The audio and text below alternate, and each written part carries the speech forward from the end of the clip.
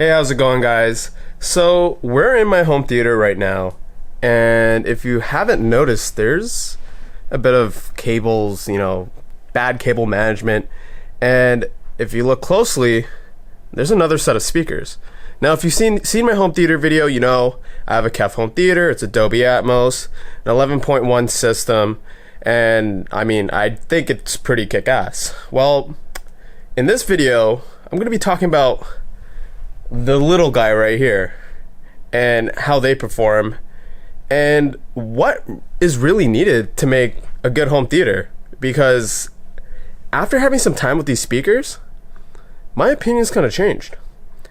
And to do this review and to compare it, well, there's actually two independent systems with two different amps. And one reason for that is so I don't tear apart my home theater, because if you guys ever set up home theaters, you know how annoying that is.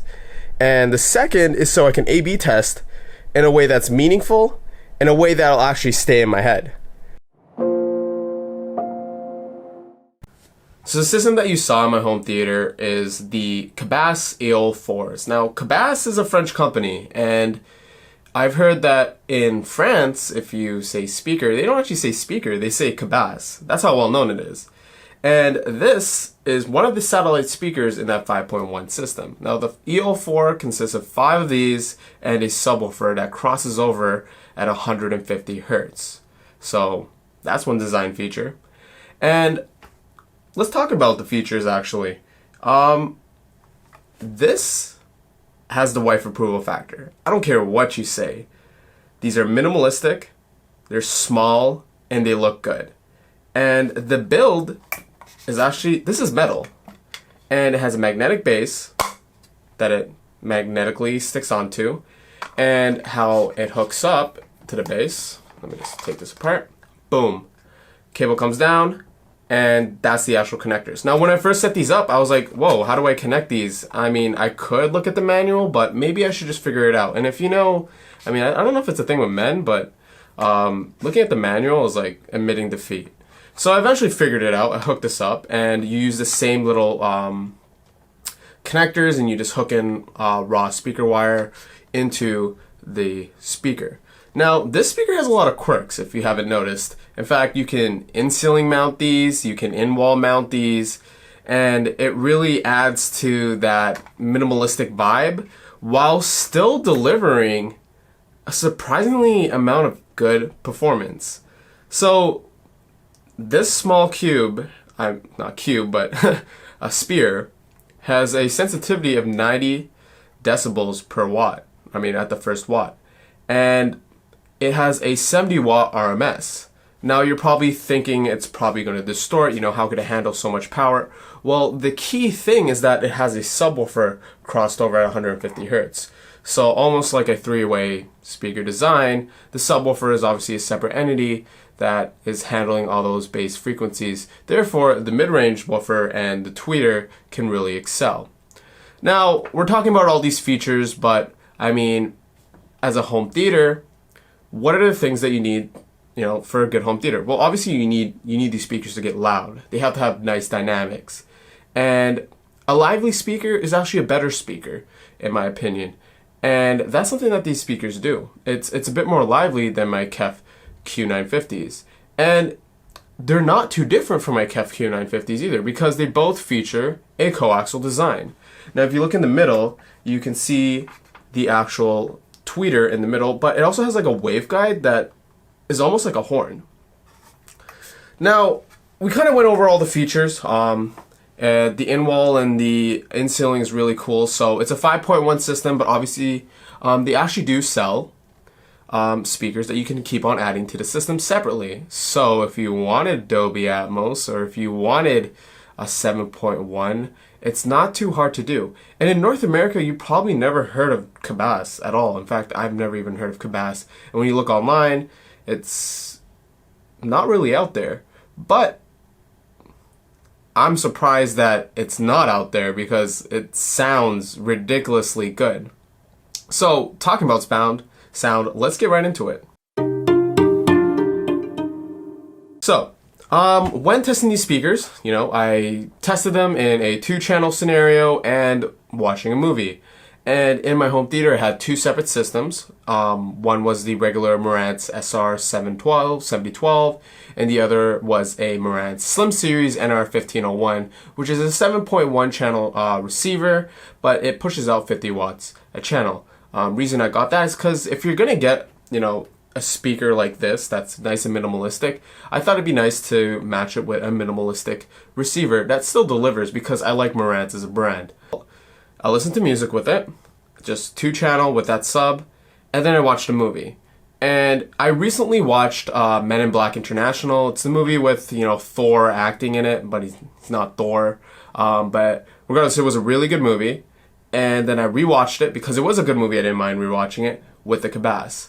And there's a couple things that you want a speaker to do well for movies. Obviously, the subwoofer will handle all those low frequencies, but you want vocals to be out there, clear, and you also want that dynamics.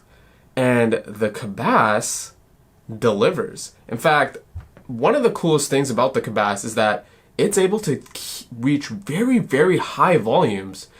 I mean, as room-filling as my KEFs during, when I'm watching a movie without any distortion.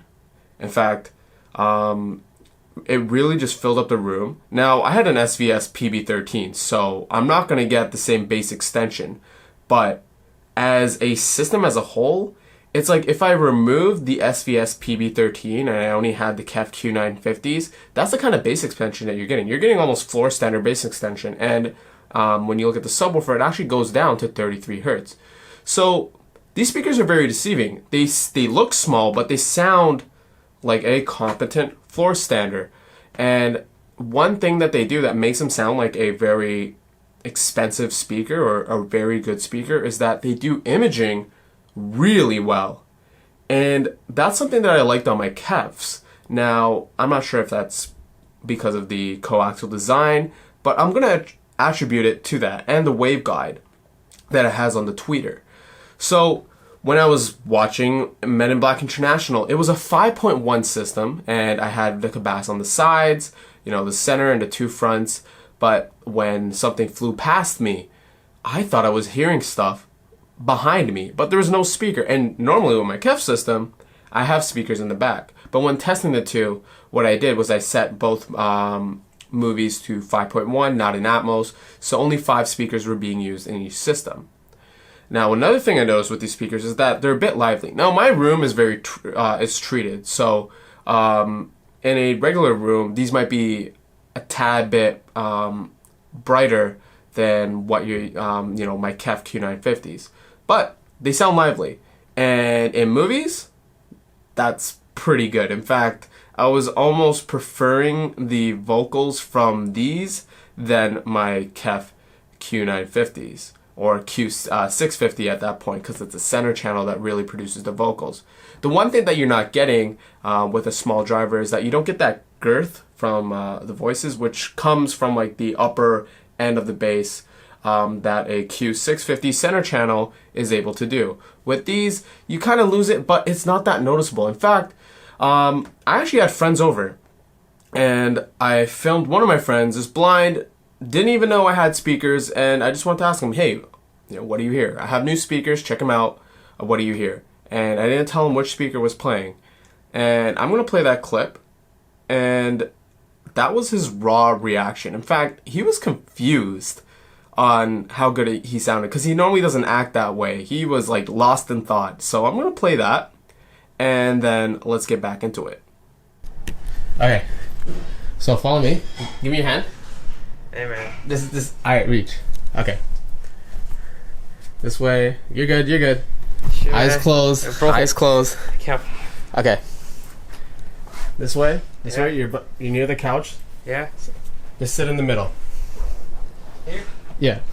That's a good spot. Okay. Now I'm just gonna play music that you normally listen to. Yeah. Can I just put this in front of my eyes? I mean, yeah, no, man, because that's gonna affect the sound. You gotta stop the area. You alright? Don't worry, you're good. No one's gonna attack you. Everything's good. Just keep your eyes closed. I'm trying to make this as legitimate as possible. So at this part of the video, I'm just going to cut out the audio just because we're listening to music that would take this video taken down or copyright striked or demonetized at this point. But essentially what happened is that I had his eyes closed the entire time and he did not know what speakers he was listening to. In fact, he's never even heard of Cabassa or the AL4s. And the speakers that he's normally used to listening to in my home theater are my KEF Q950s. We didn't really have time to watch a movie just because it was out of the blue, and I just started reviewing the speakers, and I was like, dude, you need to come and I need to try something with you. And he was in the area, so he came in and quickly ran a couple tracks that he listens to, and basically his reaction was priceless, and I don't blame him because it was very similar to my reaction, which you're about to see in a bit. Okay, so what were your impressions? Were you surprised? And what did they sound like? They sounded amazing. They sounded much more bigger than, what they are. Yeah, honestly, I'm shocked. It's really clear. It was like, would you think that they filled up the room just fine? Well, yeah, that's what I was saying with my eyes closed, wasn't I? Yeah, but obviously, like, I couldn't hear you with the music going on, right? It sounded phenomenal, to be honest. It sounded like music was coming from every direction, so... Yeah. And the bass was on point, the highs were on point, and... Did it sound like a small speaker? Like, huh? Yeah, like, would you think that this would be a viable setup? I feel like you're lying to me. I feel like you put all 5, but if it's only 2 and the sub, that's pretty good. That's pretty amazing. All right. But, yeah. Here. So what were you saying? I mean, for $1,800, this doesn't seem like a bad deal, right? Yeah. I would definitely buy this over, anything else because it fits perfectly. Has the sound as the big guys, and it looks cool. Looks like some Iron Man shit. I'm not gonna lie, So it's pretty dope. So for those people who just want something small and compact that will work in a modern living room, it's actually a viable option. Yeah, for sure. $1,800 is actually not bad for. You get 5 speakers? The sound that it produces and just the overall experience. Yeah, it's really good. Like you think there'd be some major compromises, but no, it's perfect. And you said you can go louder than what you showed me, so that's phenomenal. They filled up the room well, and you're in a basement too, right? So that's pretty dope. All right, cool. So to conclude my thoughts on the Cabassa AL4s, they're really well-performing speakers. The entire system in general definitely blows me away every time I play it. In fact, when I turn off the lights and I watch a movie and then I turn them back on and I realize I made that connection that it was these speakers, performing, giving me the experience that I just had, I can't help but be flabbergasted and smile out of confusion every single time. And, if you're a home theater enthusiast, you're probably not going to get these. But if you're someone who can't have that dedicated space and, space is a concern, these will definitely perform. And when I factor in that they're less than half the price of my KEF system, when I look at a 5.1 standpoint, they're definitely up there when it comes to price and per performance. So, yeah. I mean, if you guys have any questions, just leave a comment down below. But really, I'm impressed. And that's really what it is. So I'll see you guys in the next one. Peace.